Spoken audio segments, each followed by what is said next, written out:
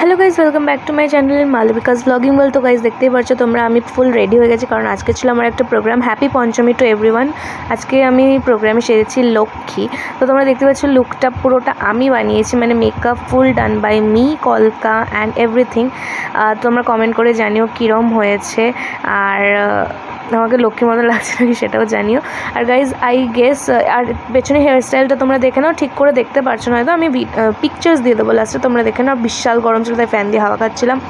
বোনও রেডি হয়ে গেছে, মাও রেডি হয়ে গেছে, মা অ্যাজ ইউজুয়াল ভিডিওতে নেওয়া হয়নি।